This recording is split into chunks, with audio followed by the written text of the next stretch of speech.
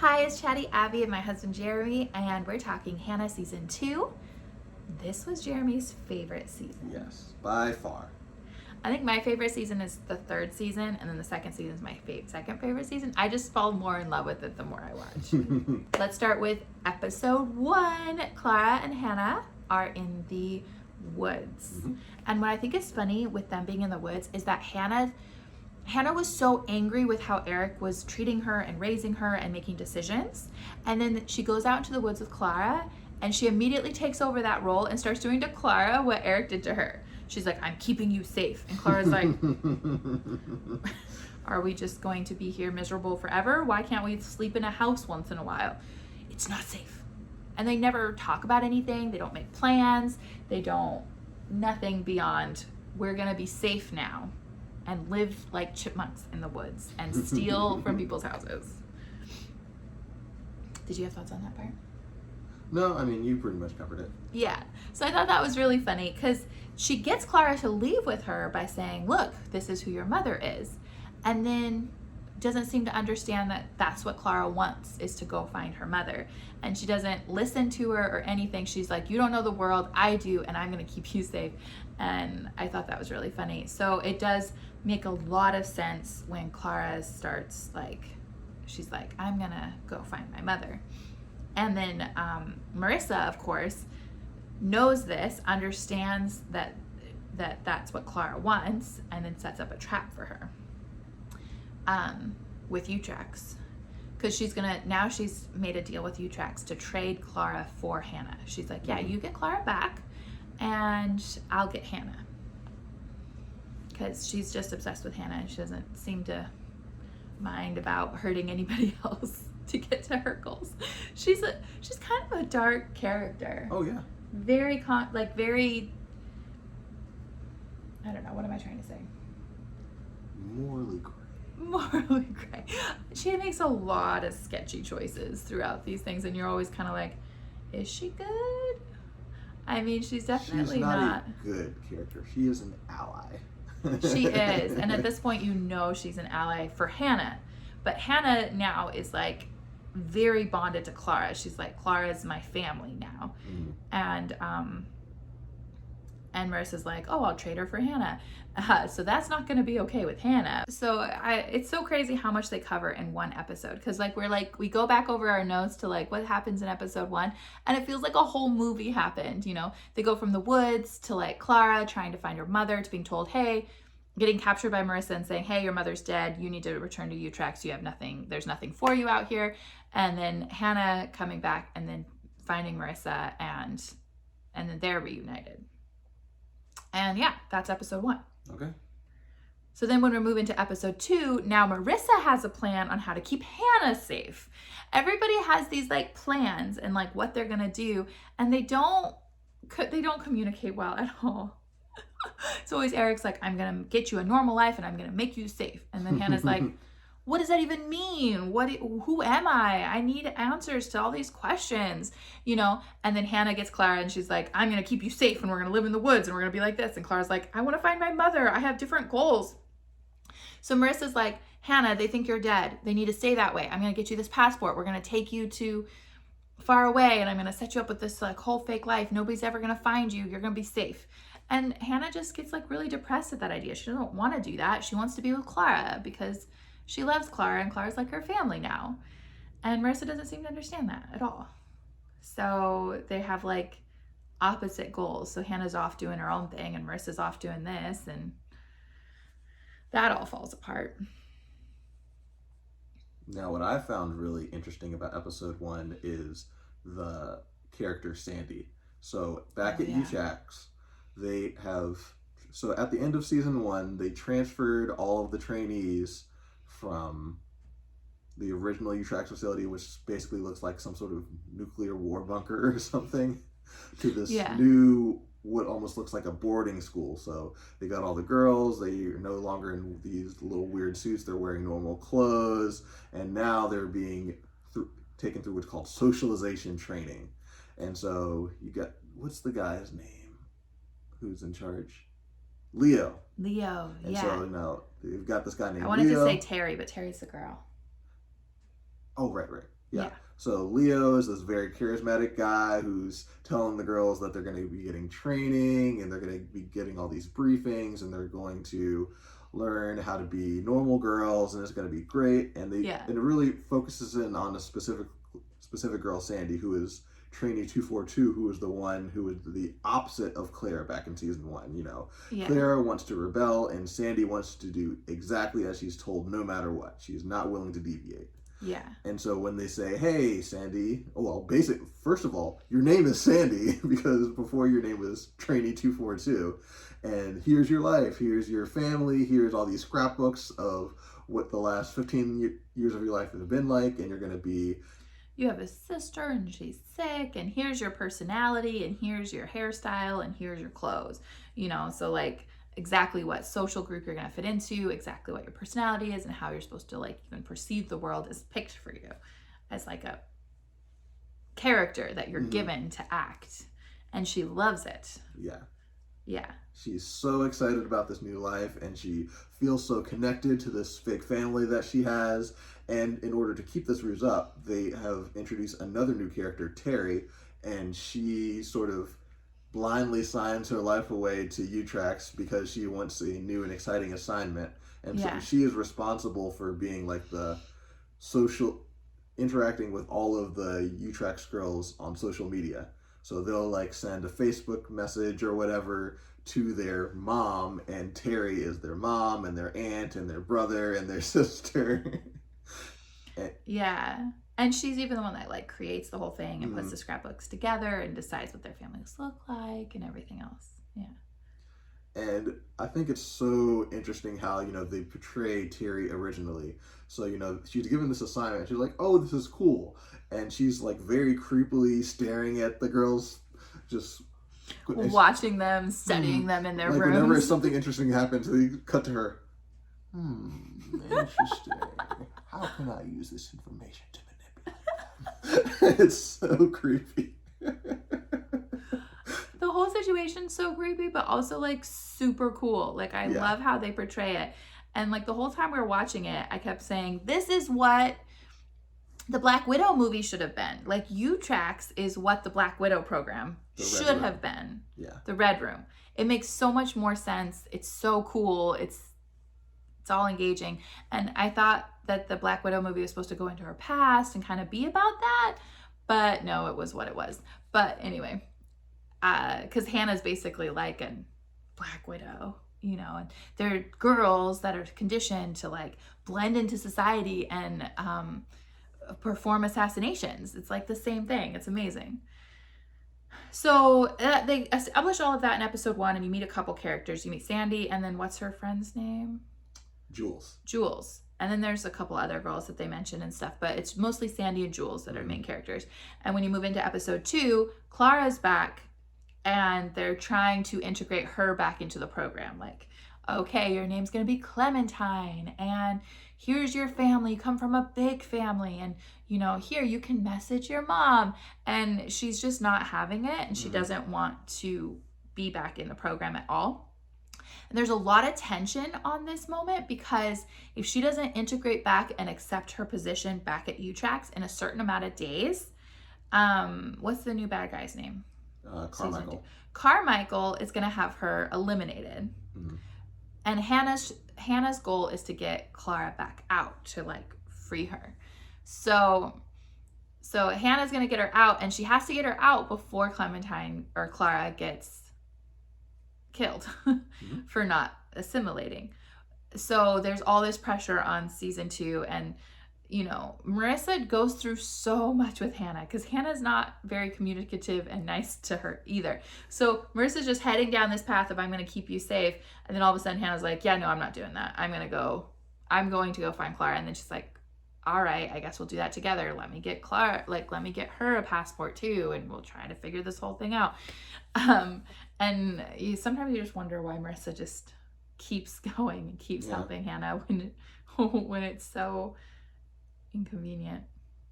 Because you start to wonder, you know, why is Marissa so adamant to keep Hannah safe, but none of the other girls?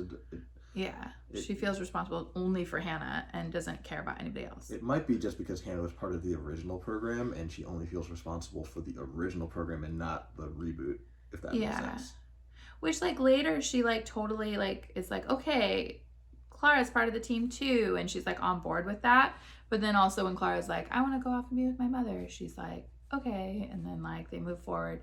And Hannah even moves forward on that one too. Doesn't seem to mind at all, which is kind of a little bit surprising for how attached she is to her, in my opinion. Well, it makes sense that Hannah would want Claire to do that because if she had that opportunity, that's what she would do. Yeah, that makes sense. Like, for example, back in season 1 with Eric, like, if she had wanted, to go and reconnect with her biological father, she would want the freedom to do that. Yeah, so, she just didn't like back him. when she was so when she met her dad, and she's gone through all this stuff with Eric, she prefers Eric. But back in the very beginning, when Eric is the one saying, you're not allowed to leave the woods and you're not allowed to do anything, if he had told her, your father's alive, her whole goal in life would be, well, I want to meet my father. Yeah. Because at that point, Eric is just this tyrant who won't let her do anything. Yeah, but totally. By the time she actually meets her biological father, she feels so bonded to Eric that she doesn't want to go with him. Yeah, she's like, no, I have to go make sure Eric's safe, and then Eric dies, and she has no desire to go back and see her father. Because what Hannah values is freedom. Mm-hmm. Well, and she's got such a crazy set of gifts, too. And when she meets Clara, it changes everything, too, because she's like, this feels like family, because this is somebody on my level, like somebody with the same experiences and the same abilities and the same, as me. Because they do that in the Black Widow movie, too, where they're like, I know none of us are related to each other, but we were stationed as a family together she's like, this is the only family I have. This is what I always consider to be my family. Is, you're my dad, you're my mom, you're my sister, even though none of them were biologically related or anything. And I think going back to, like, actual blood family wouldn't feel real compared to, like, the station family because of all the shared experiences and everything, too. So the problem is that as Hannah's getting there to save her, Clara has just decided this is actually going to be what's best for me. I'm going to accept Uhtrak's whole situation and identity for me, and I'm going to be this person. So as Hannah's getting there, the whole plan falls apart because Clara doesn't want to leave anymore. And Hannah's like, no, we got to leave to have freedom. And Clara's like, leave to what? Hide in the woods again? She's like, well, no, we can have passports. We can go have a regular life. But, like, nobody knows what that means, So then all the motivations change again. It gets all confused when they actually get to Uhtrak's. Oh, did Marissa and Hannah fight on this journey to Uhtrak's together? No, I don't think so. You don't think so? No, this is too early. You're talking about when they fight and Hannah beats her up and leaves her in a train? Yeah. No, that's way later. So we're talking about episode 2, right? Yeah, so episode 2... Oh, so she's not... So she's trying to find where Uhtrak's is. So in episode 2, that's when she goes and joins the medical trial to try to find out more about Uhtrak's. Yes, yeah. Yeah, so that's what she's doing. And that's how Carmichael finds out Hannah's still alive. Right. Because Hannah freaks out and kills a bunch of people. Did you think anything about the medical scenes?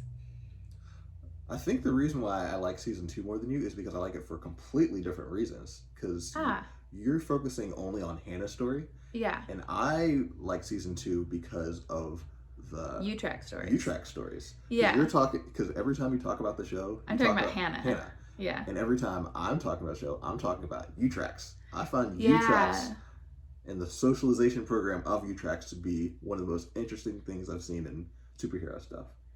Yeah.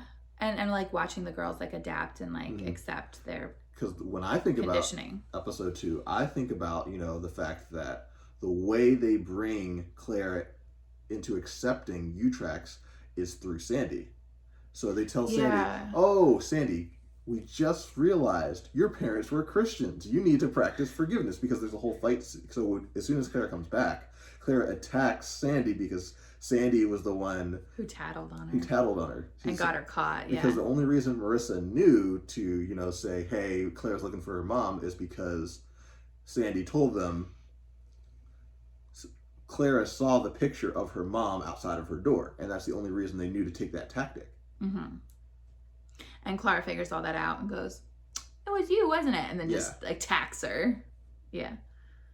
And so in order for Clara to be accepted back into Utrax, she has to be accepted by the community leaders, which would be Jules and Sandy. Yeah, which they have a bunch of different cliques of like smaller groups of girls. So my one question was, why did they have to put her back in with that group? Why couldn't they be like, here's your new friends, go be friends with these people? So because if they were part of different cliques, then the whole cliques would fight each other. They needed to make sure there was no tension. There needed to be complete unity. That's why it's called Utrax. Unity, traction, stuff. Okay, cool. So yeah, that was really cool, getting Sandy to like, oh yeah, you're a Christian, here's the Bible, Mm-hmm. here's a book on forgiveness, you know. Mm-hmm. And then they had to get, so then, and Terry was working on getting Clara to accept the program and like accept her fake family. Yep. I can't remember what ended up working. She said, oh, I made a mistake. She tried to relate to Clara and be like, oh, I'm the same as you, I never felt understood, and that didn't work at all. Mm-hmm. And then what did she do after that? So Utrax has told Clara that her mom's dead. So rather than saying, you know, forget your mom, she said, accept the fact that your mom's dead and embrace the fact that the Utrax girls are the closest things to family that you could have. Because all of their parents are dead too. Right. So like, she's like, you know, I'm over this whole socialization thing. You know, I've had a completely different life experience from you. I can't relate to you at all, but every other girl here can relate to exactly what you're going through because they went through the exact same thing. Which was a really good argument. Mm-hmm. Because yeah, like what are they gonna do? They're gonna run off to Canada and live with some random family that Marissa set them up with, and they're gonna just be normal and get along well in like a normal life. Like it's being at Utrax, they're gonna be more understood and have more in common with anybody than going anywhere else in the world. Right. Of course, that doesn't take into account what they're going to do to you after you finish the program. But in the moment, it was the best choice to feel belonging and to like connect with people. Because yeah, there's a whole program of people who've experienced the same thing as you. Yeah. It's kind of like, I know you're tired. You don't have to be on the run anymore. Because if you try to leave, we're going to find you. We're going to bring you back anyway. And we're going to kill you. So you can... So one, you get to stay alive. Yeah. And two, it's great here. We have ice cream. So, and I think it's really interesting. Their sales pitch even worked on Hannah to some degree. Mm-hmm. I mean, Hannah was like all on board by the end of the whole thing. And yeah, so on her way to going to Utrax, Marissa has Carmichael's phone number in her phone. And Carmichael realizes after the whole, you know, when they figure out, Hannah figures out where Utrax is and they're going to go there. Marissa gets a phone call from Carmichael, and he says, go find Hannah for me. You're the only one who can ever find her. So I need you to find Hannah for me, and we'll give you something. I can't remember what they're going to give her. Oh, yeah, I'm remembering it now, yeah. And Hannah, who hasn't really trusted Marissa this whole time, realizes that she's on the phone with Carmichael, and then she just beats Marissa so badly. Like, they show Marissa later, like, just bruised head to toe from, like, because Hannah just, like, and Marissa's still, like, 100% on board with helping Hannah. And it never works out well for her. But she just is. I don't know. You just can't change Marissa's mind once it's made up, I suppose. Because in order to cover up the fact that, you know, she got beat up by Hannah, obviously, she purposefully put herself in a car crash to injure herself more to explain her injuries. So she gets even more hurt.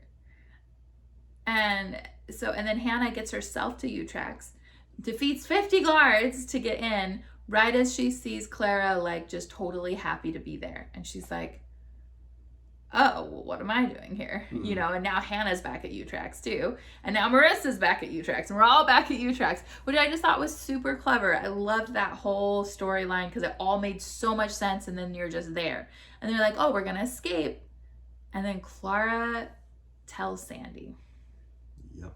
And the whole escape plan gets backfired and Marissa's now captured. Because Hannah, they just want to simulate into U-Tracks. But Marissa is now like at their mercy because they don't have any use for Marissa now that they don't need her to find anybody.